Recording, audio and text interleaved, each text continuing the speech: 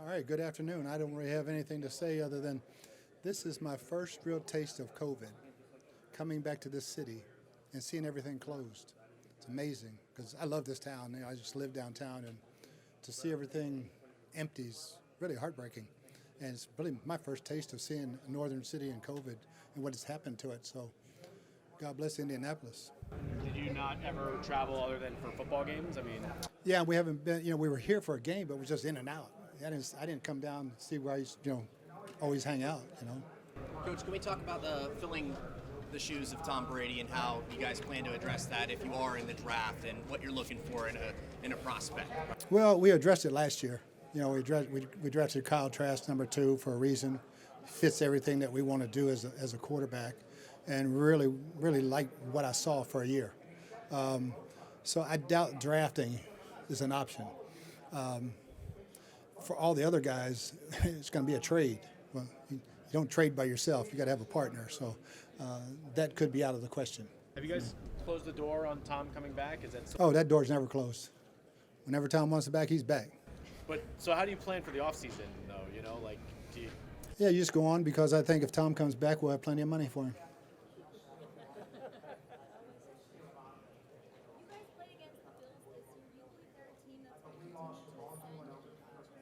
Oh, there's no doubt. Great young players. I mean, that was a tough game we had last year. And, I'm a big Josh Allen fan. So, and that defense is fantastic. So Sean does a great job. So we'll have our hands full for sure. Is there a need that sticks out more? Is there a need that sticks out more on your team right now? Something that you immediately need to fill in this draft this year, other than quarterback? No, not really. As far as the draft, free agency's first. And trying to get as many of our guys back as we possibly can. Obviously, with Allie's retirement, threw a little wrench into it, but we'll work through that and see how much continuity we can keep in our offensive line. That's always key, and the quarterback issue will take care of itself. Hey Bruce, because of the strong diversity support that you've always had with your staff, I was just curious your reaction to the Steelers taking a step up and bringing on Brian Flores. I thought it was a great move. Yeah, I mean, we practiced against Coach Flo down in Miami, and great dude, hell of a coach, and needs to be a head coach in this league. Obviously, I think Mike does a great job bringing him on, brought in a hell of a football coach, and I think it helped the Steelers organization. What do you like to look for, Coach, in the defense? What do you like to look for in the defensive tackles when you're scouting? Yeah, I mean, for us right now, it's quickness. We've got strength. We've got plenty of strength. We need some quickness, some interior pass rush. We've got a good outside pass rush. So for us, it's watching these guys and seeing who's inside interior pass rush, but still stout enough to stop the run. But, we don't need another Vita. There's not another one out there anyway, but we need something. And if we get our guys back, I'm fine too, but something quicker in there. Barring going a different route that is not Tom Brady, what does a Bruce Arians quarterback need to have? Grit. I mean, he's got to be tough and a leader. A guy that the team will follow, and he's got to know what the hell he's doing. I mean, he cannot turn the ball over. If Tom says he wants to come back and play for another team, do you envision kind of granting him his wish or whatever? No. Is that because it's acrimonious? You just don't want him? Bad business. Yeah. Coach, do you see Joe Tryon as an inside rusher, or do you see him more as an outside? I think he can do both. That's what's great about him.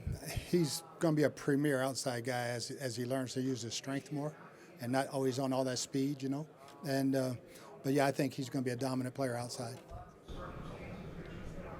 If Tom does indeed stay retired, is there a priority in bringing in a veteran quarterback? Well, there's very few available. Unless you're via trade. Blaine Gabbert's been in this system for a long time now, and his talent is more than enough. So if we go free agency-wise, we'll probably bring him back. Coach, how much do you value that continuity? Would you be okay going into next season with Trask and, let's say, Blaine Gabbert as guys? Oh, yeah. I mean, I'd be very comfortable, because they know what they're doing. They've both shown they can do it. And so, yeah, and with our defense, they know what we want out of our quarterback. Jason talked about leadership as far as something that he values now in a quarterback after seeing what Tom Brady's been able to do. Does Blaine have the ability to step up and take? Yeah, I think he's got all the respect in the locker room. You know, they saw him help Tom, and he's helped each and every one of those guys on offense and some on defense. He's got a great relationship in that locker room. And I think they also see what Kyle can do, you know, and what he's got going forward. Bruce, Chris Godwin, we've talked about a lot before, but do you just see if you were to lose somebody like that, is it just hard to find a player that could be like a one-to-one replacement? Yeah, I've only had two under before, Hines Ward and Larry Fitzgerald, so I don't really want to lose Chris. They're hard to find. Reggie Wayne too. He's the other one. Yeah. How much does his injury play into that, though? I know that's a long recovery time. Do you trust that he's going to come back and be the same player that he was? Yeah, knowing Chris and the way he works, and he had good surgery, so those guys are coming back faster and faster and faster now, and I don't think that's going to be a problem at all. Bruce, you've had such continuity on that offensive line this year, and it was part of the reason you guys were so successful. How big of a challenge is it not to have Allie, who's in his prime and a Pro Bowler, and we all know what he... Yeah, I mean, we can't replace the player, but if we can get back Ryan and Alex and Stinny, they all played together, you know. Nick Leverett played, so we went through 7 or 8 offensive linemen last year. Those 5 guys were Iron Men for most of the year till January, but yeah, I think we're fine there. Bruce, how is it possible that a guy like Gabbard, who had all those coordinators and coaches at 32, can now suddenly become more than what other people see about him? In other words, yeah, I think everybody's judged on record, you know, and when you're playing on a team and you get drafted high, number 1, you're probably on a team. Very seldom, you know, Ben was lucky, he went to the Steelers. He dropped to 11, got on a good team. But you go through those growing pains, 8 head coaches, 9 coordinators in your first 8 years. But you got to have something about you to keep going. All right. And when we got him, I was always a fan.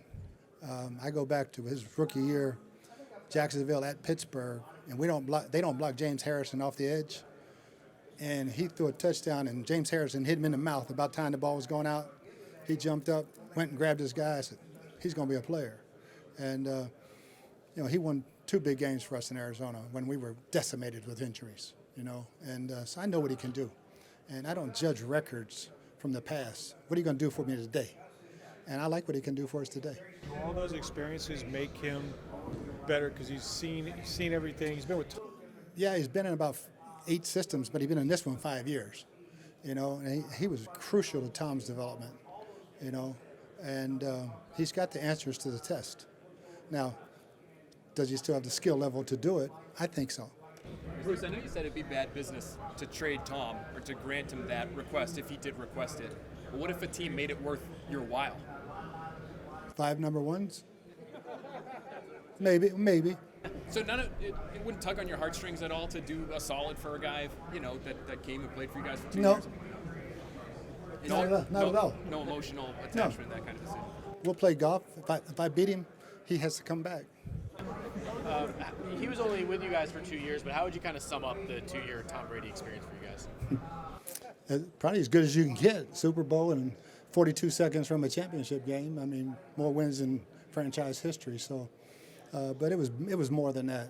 Just a great guy and great relationship with his teammates and the coaching staff. He's the ultimate competitor. A lot of people might view your division as wide open right now with Tom retiring. Do you still view it as, you know, the Bucs division since you guys have dominated it for the last couple of years? Yeah, we only won it once, but you know, Saints still have that defense. Matt Ryan is still in Atlanta, but I think it's going to be wide open. But I like our chances for sure with our defense. Nobody wants to talk about our defense, but they're not bad. Coach, last year your draft was heavily focused on special teams. 2 years ago, you were looking for a couple of starters to play right away. What's the focus this year? Again, it's more after free agency. Let's see what's that last 30%. What are needs? What are best available? He's better than what we got. Take him. You know, we'll be doing a lot of taking the best player that's available on the board. I know you've been a huge proponent of Byron and Todd getting their chances to be a head coach, but what does it mean for you knowing you're returning the season with those guys by your side? Oh, I mean, I had plans for the opposite because I really thought they were both gone. But part of me is very selfish and really happy they're back, but I want them to be head coaches more so than me being comfortable. And it's going to happen. They're too good not to happen. Coach, does it surprise you though that these guys who are so talented under you, what they've proven, that they did not move on? And also, the league obviously has a problem that Roger has talked about. How come it's been so easy for guys like you and Andy Reid to just find great people, and maybe not as easy for some other teams? We're not owners. We know what good coaches look like. We're coaches, and so it's not hard for us. But I've been on these committees now for 10 years. We've made better rules, better progress, but it's still not good enough. Obviously, when those two guys are not head coaches after the last 2 seasons, I think something's wrong. Coach, without Tom Brady, do you see yourself getting even 10% more involved in the offense? Not really. I mean, our offense has kind of been there for 20 years when Byron was playing in it. So we can do so many different things. It's really who the players are. And once we get the players, we'll build it around them.